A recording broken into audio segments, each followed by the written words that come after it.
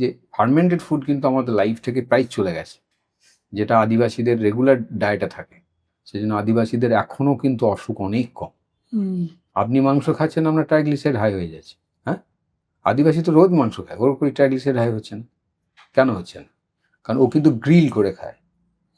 আপনি যে প্রসেস, এখন প্রসেসটাই হচ্ছে পুরো রং।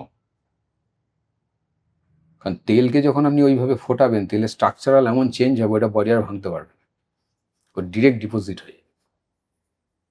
আর ওদের তেলের গল্পই নেই, গ্রিল করো খাও, বাজার যাওয়ার ঝামেলা নেই, মেরে ফেললো, একটু লবণ হলেই হয়ে গেল, ব্যাস। চাকু দিয়ে কেটে নিল, একটু সেঁকে নিল, খেয়ে নিল, ব্যাস। র জিনিসটাই কনজিউম। এই প্রসেসে বাঘ সিংহ খায়, ওরও ট্রাইগ্লিসাইড বাড়ছে না। যত প্রবলেম মানুষের, কারণ তার লিভার কাজ করছে না, না ঘুমায়, না পেট সাফ হয়, না সে মেন্টালি পিসফুল আছে। মেন্টালি পিসফুল না থাকলে লিভার কোনোদিন অপটিমাম পারফরমেন্স দেবে না। যারা খুব পেট রোগা তাদেরকে আমি একটা কথা বলি, আপনি যেদিন পিকনিক করতে যান সেদিন খেলে পেট খারাপ করে, বলে না তো? মানে কেন? কারণ ওখানে গিয়ে হই হুল্লোড় করেন তো, ওই যে রিল্যাক্সেশন হয়ে গেল, হ্যাপি হরমোন সিক্রেশন বেড়ে গেল, ডাইজেস্ট হয়ে গেল। ওই লোকটা ওই ডায়েটটাই পরের দিন বাড়িতে এসে খাবে তো পেট খারাপ হয়ে যাবে। এর জন্য হোমিওতে 90% মেডিসিন কিন্তু মেন্টালের খবর নেয় আগে। মানে যে কোনো পেশেন্ট এলে আমরা মনের খবরটা আগে নিই।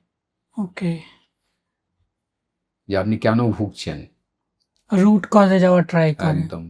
আমি একজনকে ভালোবাসতাম, ধরুন বলতে পারিনি কোনোদিন, কিন্তু কষ্টটা রয়ে গেছে তো, দেখে আমাদের ভাষায় বলি ডিসঅ্যাপয়েন্টেড লাভ। এখান থেকেও অসুখ হয়। আমি হঠাৎ করে দেখা গেলো ভুলে যেতে শুরু করলাম, বা আমার কিছুই ভালো লাগছে না, আমি আস্তে আস্তে একা হয়ে যাচ্ছি, যেটাকে আপনি বলবেন হয়তো ডিপ্রেশন। সেটার কজটা কোথায়? ওখানে।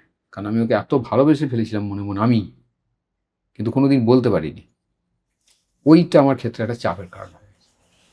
এটাও কিওর করা যায় আর একটা ভালোবাসা দিয়ে? না, ওই রকম মেডিসিন আছে। হ্যাঁ, যেখানে ওর মেন্টালি ব্যাপারটা রিকভার করবে। একদম, ব্রেনের যে সন্তুলনটা বিগড়ে গেছে ওটা ব্যালেন্স হয়ে যাবে, তখন ওর মাইন্ডে ক্ল্যারিটি কাজ করতে শুরু করবে। এইসব পেশেন্টের ক্ষেত্রে একটা জিনিস দেখেছি, মেডিসিন দেওয়ার পর প্রথম কিছুদিন একা একা খুব কাঁদতে শুরু করে দেয়, ড্রেন আউট হয়ে যায়, তারপর আস্তে আস্তে স্টেবিলাইজ হয়। গ্রেট। মানে মেইনলি আমাদের গাট হেলথ ঠিক রাখলে চুল ঠিক থাকবে। তো খাওয়া দাওয়ার উপরে লাইফস্টাইল, মানে আমরা এতক্ষণ ধরে যাই ডিসকাস করছিলাম সব, কিন্তু আমি একটা কমন জিনিস দেখছিলাম, আমাদের লাইফস্টাইল আর ডায়েট। একদম, যদি খাওয়া দাওয়া লাইফস্টাইলে আমরা একটু এদিক ওদিক করি, হয়তো অনেক কিছু চেঞ্জ হয়ে যায় লাইফে, যেটা আমরা ভাবছি যে এই হয়ে গেল সেই হয়ে গেল। অ্যান্ড হোমিওপ্যাথিতে তো আছে যে এত বড় বড় প্রবলেমের সলিউশন হয়ে যাচ্ছে। প্রচুর বড় বড় প্রবলেম খুব অনায়াসে সলভ করা যায় হোমিওতে, যেটা শুনে অনেক অবাক হয়ে যায়, এই এরকম হয়ে গেল কি করে। কারণ প্রবলেম বড় ছোট বলে কিছু নেই, প্রবলেম ইজ প্রবলেম।